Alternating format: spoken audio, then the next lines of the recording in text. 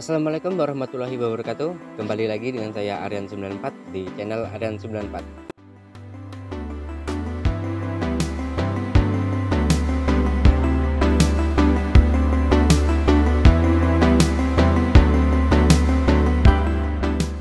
Jadi di sini saya akan menjelaskan sedikit tentang pengolahan lahan ya teman-teman. Ketika kita akan melakukan penanaman sesuatu, ada baiknya kita harus mengolah lahan terlebih dahulu ya teman-teman, supaya lahan yang akan kita tanami menjadi ideal ya, menjadi bagus dan maksimal untuk pertumbuhan tanamannya teman-teman. Nah, jadi adapun hal-hal yang harus kita lakukan dalam pengolahan lahan, diantaranya yaitu M21 untuk pertama kalinya setelah dicangkul, setelah dibuat bedengan, saya akan semprotkan M21 ya teman-teman. Karena fungsi dari M21 itu adalah termasuk dari bakterisida, di mana bakterisida itu adalah bakteri-bakteri baik yang akan melindungi tanaman kita dari bakteri-bakteri jahat ya. Itu salah satu dari keunggulan M21 ini ya teman-teman. Nah, setelah penyemprotan dari M21 ini, saya biasanya akan melakukan penaburan kapur pertanian ataupun kapur dolomit, di mana fungsi dari penaburan kapur dolomit ini berfungsi untuk mengurangi pH tanah yang ada di lahan kita. Karena tinggi atau rendahnya pH tanah yang ada di lahan kita, terutama di bedengan kita ya yang akan kita tanamin, itu sangat berpengaruh ya teman-teman, sehingga tanaman kita bisa menjadi subur ataupun tidaknya itu tergantung juga dari pH tanah tersebut ya teman-teman. Nah, jadi ini hal yang wajib lah kalau menurut saya sendiri ya, kalau menurut saya, tapi nggak tahu juga kalau menurut pengalaman teman-teman, karena pengalaman kita berbeda tapi tujuan kita tetap satu, yaitu mencari panenan yang maksimal dan mendapatkan cuan yang banyak. Nah, jadi saya akan semprotkan terlebih dahulu M21 nya, jarak antara 1 atau 2 hari baru saya taburkan kapur dolomitnya. Setelah saya tabur kapur dolomit, saya lihat terlebih dahulu. Kalau malamnya langsung hujan, maka besoknya saya langsung kasih pupuk dasarnya teman-teman. Pupuk dasarnya yang biasa saya pakai yaitu Aviavik, langsung NPK, Ponska, langsung SP36 ya teman-teman. Nah, itu pupuk dasar yang biasa saya pakai. Ini kalau untuk tanah ya, kalau untuk tanah liat ya, tanah liat itu biasanya tanah rawa, itu harus ya teman-teman, harus pakai kohe ya, sebisa mungkin pakai kohe. Karena kalau tanah liat kayak gitu tuh biasanya kalau hujannya terlalu becek, kalau panas ya terlalu keras. Jadi diusahakan jika tanah kita, lahan kita itu tanah liat, maka diusahakan pakai kohe ya teman-teman. Dan di sini saya juga pun tanahnya tanah liat, jadi saya juga menggunakan kohe juga. Nah, kembali lagi ke tadi, yaitu setelah penaburan, kalau malamnya hujan, besok langsung saya taburkan Aviavit dan SP36 dan Ponska. Kalau nggak ada hujan, setelah penaburan kapur dolomit, saya akan tunggu biasanya 1 minggu ya teman-teman. 1 minggu setelah penaburan kapur dolomit baru saya taburkan pupuk dasarnya.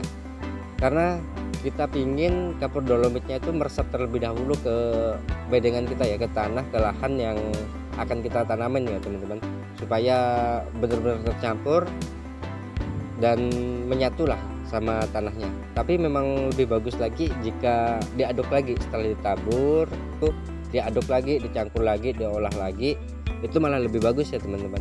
Tapi kalaupun enggak ya kita pakai yang cara yang singkat aja lah, karena kita kan para pencari cepat. Para pencari cepat nanam, cepat panen, cepat duit. Kalau dapat duit nih ya, ini penting nih kalau panen. Tapi ya kalau namanya orang tanam ya pasti panen ya teman-teman.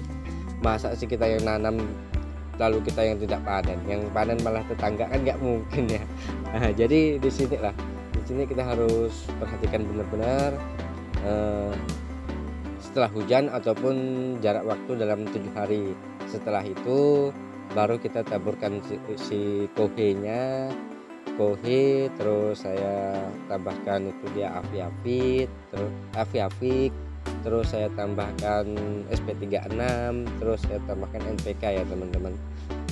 Ini pun saya rasa hampir semua tanaman tuh sama ya, hampir semua tanaman itu sama ya teman-teman, entah itu timun, entah itu cabai, entah itu terong atau tomat. Tapi kalau segala timun, tomat dan terong itu lebih maksimal ya harusnya. Kalau saya di sini akan menanam timun nih teman-teman rencananya.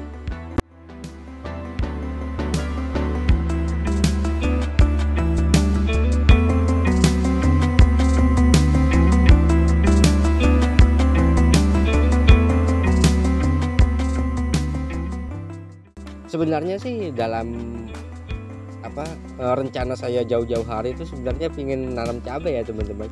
Tapi saya mikir nih hal yang penting. Sebentar lagi ini puasa, sebentar lagi lebaran, dan saya belum punya panenan sama sekali.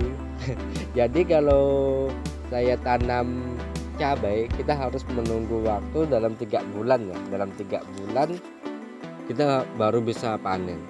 Nah, sedangkan ketimun seenggaknya 2 bulan atau 1,5 bulan kita sudah bisa panen ya teman-teman. Jadi kita sudah bisa panen.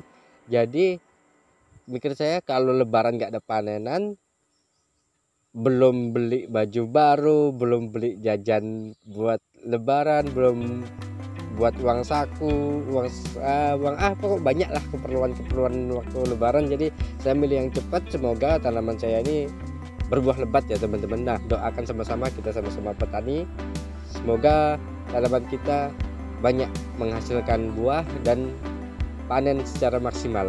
Nah, itulah teman-teman. Nah, jadi itu tadi ya, itu hal yang penting ya teman-teman, untuk menerapkan olah lahan terlebih dahulu.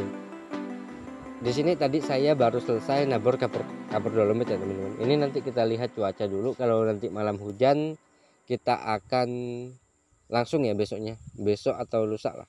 Kalau nanti malam hujan ya, kita akan tabur kohe, terus api-api, terus apa tadi SP36 itu.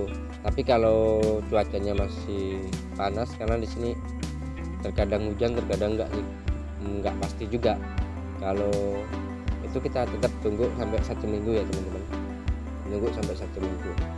Nah, jadi sekian video dari saya, semoga bermanfaat bagi kita semua. Dan untuk petani-petani muda dan petani-petani pemula seperti saya ini, ayo kita tetap sama-sama semangat untuk berjuang menjadi petani yang sukses. Assalamualaikum warahmatullahi wabarakatuh. Oh ya, jangan lupa subscribe, like, and comment. Bagikan kritikan kalian ya teman-teman, biar saya bisa memperbaiki. Oke, sip.